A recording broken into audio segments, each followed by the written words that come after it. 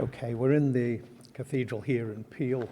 It's been through a renovation program, as I understand it, and they've spent some money on it, and there are some wonderful features. I know in the grounds outside there's a replica keel, there's a labyrinth, there's some replica Manx crosses and things like that. But the most remarkable feature for me is this central aisle up here, which contains the names of the bishops from the earliest known through to Bishop Tricia Hillis, the bishop that we've got today. And this is where I'd like to start, really, at this end. In terms of what's going on within the British Isles at this time, absolutely part of this picture.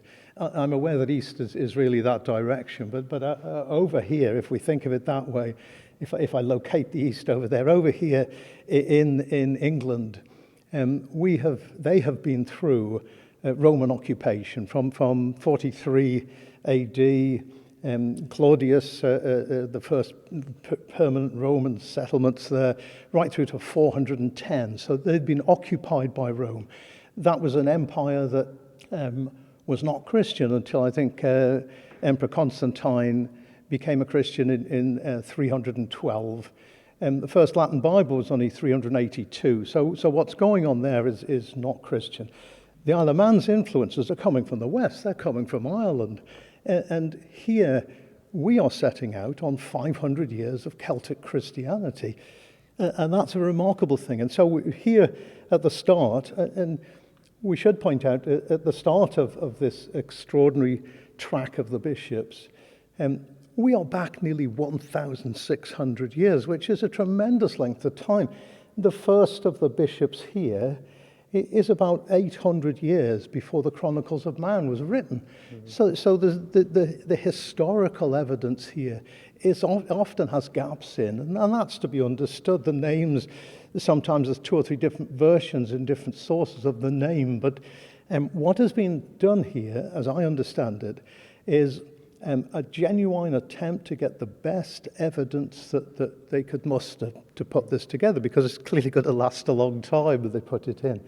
I should point out, I'm a humble Methodist in this. I'm not an Anglican. I don't belong to the Church of England. This is not what I would see as my church, although, yeah, this is the beginnings of Christianity, and that relates to my faith. But I'm also a geographer. I'm not even a historian, so I may get some things here slightly wrong, but I'm sure the big picture is right. But here at the start, we see some names that are absolutely familiar to us. So we see names that we can recognize in our parishes. So Mackle stands out quite easily. Germanus German was named after him. Runius Marown is named after St. Runius. And we've got others there. Connigan is Concan, so that's Oncan. So we see the names of our parishes named after the early bishops. Here at the start, Germanus, an absolutely extraordinary figure when you read about his background. He was living in Ireland. He was appointed here by Patrick. German is named after him. He was born in Brittany, okay? So you then start sort of saying, so how many languages did he manage, His name is Latinized. It's a Latinized. Is that something he did, or was that done by later scholars? Don't know, but an extraordinary character. And we go through these first 500 years of Celtic Christianity, and this was an extraordinary time in the Isle of Man, and we've still got so much given to today's Isle of Man from this period. So this was the period of the keels being built, maybe from the 8th century, 700 odd, through to 12th century. It was the period of the keels, and at one stage there were 200 keels, really small churches with some sort of priest based there, maybe a burial ground. This was the period of the Manx crosses, especially as you get further into this. So the crosses at Michael and at Mackle, an extraordinary Celtic site at Mackle, really, and a lot of work being done there today to show that to better effect. So this is what's going on, and some written work as written material. St. Patrick's breastplate, which written by Patrick or some of his followers. The one that starts with I arise today, with the strength of God and things like that, turned into the extraordinary artwork by Archibald Knox, because he's illustrated the whole of the prayer that was there. So we've got this remarkable period, Celtic Christianity, running through. While this is going on, what's happening over there is quite different. Here's our first bishop, 447, the bishopric of the Isle of Man, established back here. The Bishop of Canterbury was only 597, 150 years after this, before that was formed. That was the first bishopric in England. The Archbishop of York dates from 627. So this is running well after here, 180 years maybe after here. And then 664 in England, they had this extraordinary Synod of Whitby that many people have heard about, but most people, I think, have lost sight of what it was. That was the debate as whether the church in England should follow the Roman tradition, which was coming through now after the Christianization of the empire, or the Celtic tradition. And in 664, they decided over there they would follow the Roman tradition. And that meant that the Celtic church in Northumbria and other areas began to run backwards, as it were. It didn't happen here. Our Celtic period runs right through pretty well till the Vikings come. And that takes us through to the end of this Celtic period. A lot of Latinized names in here, which is interesting. But we get to this point here, and we see a gap between 889 and 1025. There's clearly a massive disruption here. In that gap is when the Vikings take control. In this gap is Tynwald being formed somewhere in there. So we get this terrific gap. And then we get the bishops starting up again. Braddon is named after Brandon. And so we get this passage going through. And that's one of the most interesting things is, like, you have Brandon here, which is after Braddon. You have Mackald over there. Yeah. So effectively, the bishop is ingrained into Manx culture. It is. I don't know when those names were attributed to the parishes, but it wasn't just when parish councils were formed, because you'll see these names on Speed's map and things like that. So these were the island had these parishes, I guess they were church districts fundamentally at the start. To what extent the individual bishop was linked with the individual parish, I don't know, but the parish took the name of the bishop, which is interesting to see. I think over here we've got a sign that says, these are now bishops of Man and the Isles. So we've moved into this Viking period when Viking kings living in Peel Castle are the centre, the hub of a kingdom that stretches from the Isle of Man up through Sodor, or the Sudreys, which are the Western Isles, we would call them today, Harris, Lewis, and that group. The kingdom was run from here for around 300 years. This kingdom was here. And the bishops then increasingly linked to that source. So Reginald, 1181 there, he was consecrated in Norway by the bishop, in Trondheim in Norway. He was Norwegian by the bishop there, so we see the Viking links going through here. We see them in our bishops and the roles that they held. I think through this period here, what's next key dates? I think from 1260 on, we've got increasing Scottish influence within the Isle of Man. We've had periods in the past. There was a period when there were some Welsh bishops in there. Here we've got increasing Scottish involvement. I think the figure 1275 is significant because that was the year of the battle at Ronaldsway, which put the Scots firmly in charge. And Mark of Galloway there, he was actually nominated by King Alexander of Scotland. Okay, so we see the Scottish influence getting through to our bishops here. In 1262, I mentioned before the Chronicles of Man. That's when the Chronicles were written. They sort of recorded what was happening back to about the year 1000 through till that date. So 1262, we get the Chronicles, and then we get this increasing Scottish influence, Scottish takeover. The bishops of Sodor and Man, we're no longer in the Kingdom of the Isles here, so, but the Sodor bit there still refers to the Suderies, the Western Isles, although the bishop no longer has control of that. Here, William Russell and John Dongan, they were Manx bishops. William Russell was actually elected by the Manx clergy in the old cathedral inside Peel Castle. Okay, so we've got some Manx links clearly coming through with this. And then we get the next big change. John Sproughton, he has links with the Stanley family, and by 1405, John Stanley had become the Lord of Man. So we have some political changes going on out there. From, I think, 1417 is the first written description we have of Tynwald Day. Okay. And it describes the presence of the bishop and the presence of the prioress of Douglas. Okay, so that they were clearly involved with the Lord of Man in what Tynwald Day was becoming, as time moved on. So in many ways, this area here is where the bishop started to have a almost political position, and that's where the bishop was first noted at Tynwald Day.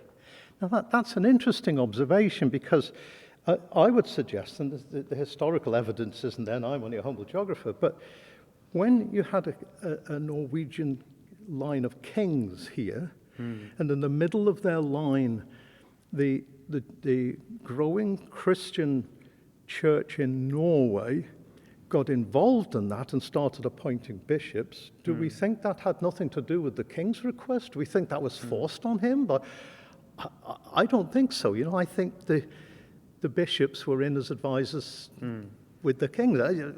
Part of this. And there's other things in here to do with land and at what stage the bishops had land. Certainly the monastery of Rushen Abbey, there was land associated with that and land associated with this, but the land of the church, I'm a humble Methodist, draw the line at that.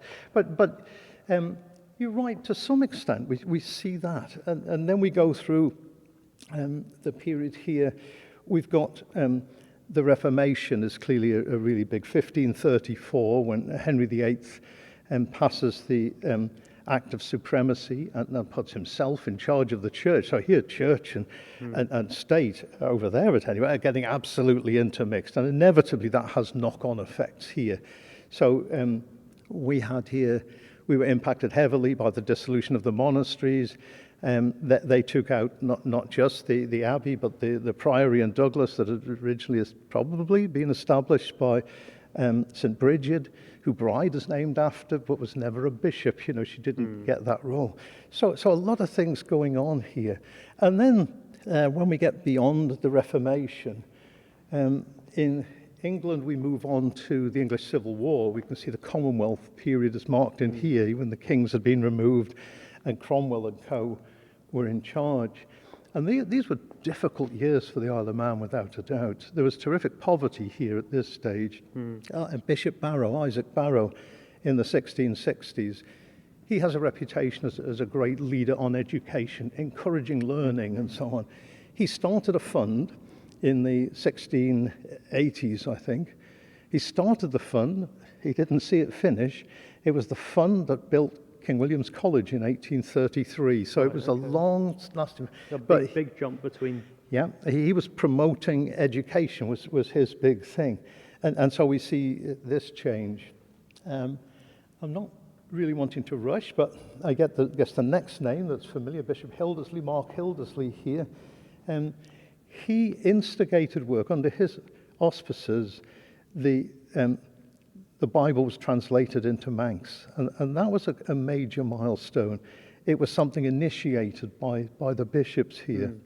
It's worth me pointing out, just turn back a bit, we only got the first Bible in English in 1575. Right. So the whole of that period there, okay, Latin was the Bible.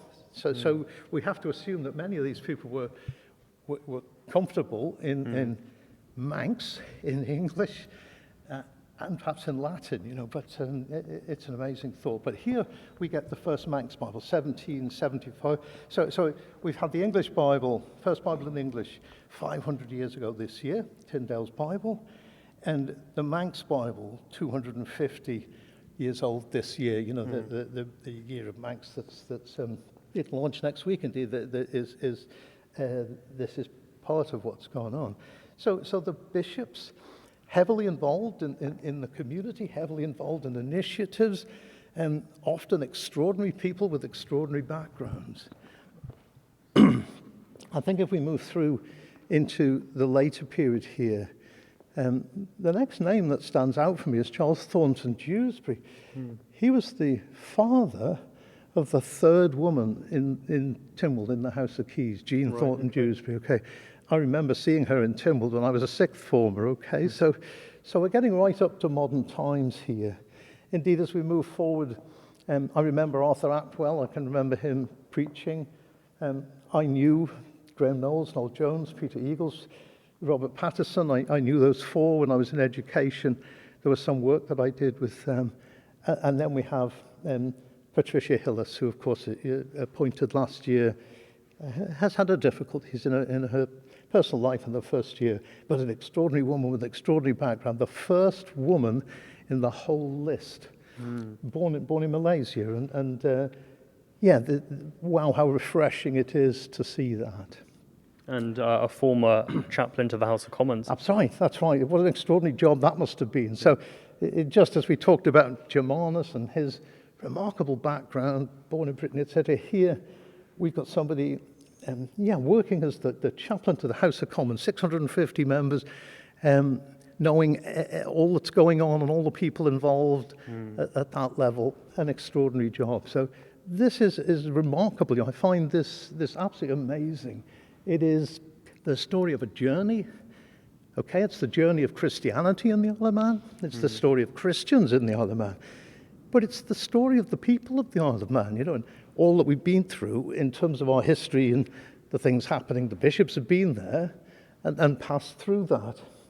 And let's turn to the report, because no doubt the report doesn't set out any conclusions, any recommendations. It sets out conclusions instead. And one of those is that if the bishop were to lose its vote, the Church of England may end up ultimately recalling the bishop.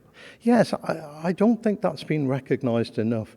There are, as I understand it, again, humble Methodist here, there are 42 dioceses in the Church of England. 40 of those are in England. One is a European diocese, which spans 22 countries, and the other is the diocese here. And this diocese is 1/4 the size of the next smallest. So we stand out on a limb, sort of exposed, really. In the Catholic Church in the Isle of Man, it's been good to see. They got the co-cathedral here 2 years ago, was it? But they still come under the Bishop of Liverpool. There's been no bishop created here. We have a bishop. We've had the bishop for 1,600 years. That could come to an end. We've had correspondence from the Archbishop of York, and he's not able to say for certain because it would have to go in front of panels and committees and so on, but he's saying it would be at risk, and that there would be a chance that we'd lose this. At that point, what happens to all of this? Is there a red line? What happens here? I'm sure subtribal colleagues would say, well, that's not our concern, But actually, if we've preempted this, if by removing the vote we've lost the bishop, what is the effect of that? I would say these bishops, many of them, have made a really good contribution to the Isle of Man. They're part of our history, they're part of our past. They're actually of growing importance, the number of people coming on pilgrimages to the Isle of Man, wanting to see the keels, see the crosses, walk where these people walk. That's a growing area of tourism within the island. The Triskelion Way has been opened up as a route to recognise that. And so, I would not want us to be unaware of all of this before making a decision. Even if people have no faith. I've said I'm a Methodist. Yeah, even if people have no faith, I think many people would respect the history and heritage that goes on down this line. I think that's absolutely extraordinary. And to lose that, so that this is a favourite place, I'm told, for cruise ship excursions, partly because it's free, maybe, but they could bring the tourists in here. What does it do for them when we've given up on this? Are we ceasing to be a Christian country? I know at the moment it's just the vote, but hey, we know that we've had a series over the last 20, 30 years. We've had a series of votes to remove the bishop, from Legislative Council, remove the bishop from Tynwald, to remove the bishop's vote, and these are all part of the same picture, really. And this time we're right at the brink, because it's been agreed by Tynwald that the bill going through has been passed there. It comes up to Legislative Council on Tuesday, and there'll be this report that, as you say, spells out the feeling that the bishop's post is at risk, even if it's just the vote that's removed. What does happen then? Do we get attached to the Church of England? Will still exist here. Does it get attached to somewhere in the northwest? So there's other bishops there that we could become part of. If, like the Catholic Church, we were to come under the Anglican Bishop of Liverpool, the bishops of Liverpool and Chester and Manchester, some of the alternatives, they've all got seats in the House of Lords. So our bishop may be in Parliament, but not our Parliament, in the Parliament over there. Where does that leave us? Where does it leave us? The amount of time we'd get from a bishop who's not based on Ireland would be much reduced to this. I've got things to say next week about the role of the bishop, about the way the bishop is chosen, because there's been more local involvement in that than ever before this time in terms of identifying the characteristics required. I've got comments on democracy and whether having a bishop voting in Parliament really affects our democracy. I've got things to say about how in parliaments with second chambers, like Legislative Council, there are democratic possibilities of trying to broaden the representation. And so I've got things to say about all of those, but the most important message today is simply that we are risking the end of 1,600 years of extraordinary people, extraordinary history, and people who've had a role in the Isle of Man, who've taken on an oath that I know in Patricia Hillis's case, how she's taken on an oath to speak for people who have no other voice, and within this community she's got certain commitments here that are the broader elements of faith and so on. You don't know what you've got till it's gone, as the old song said, and there's a lot of truth in that, and that's where we're at.